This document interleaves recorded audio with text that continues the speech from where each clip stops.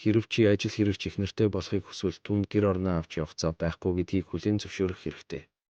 Хэрэв чи өдөржин гэртээ байж үр хүүхэдхэн ижлээ халамжилж ар гэрээ авч явах эхнэрийг хүсвэл орон гэрээ бүгдийг нь бэлтэх хэрэгтэй. Учир нь эхнэр чинь гэрээсээ гарч орлого олох боломжгүй.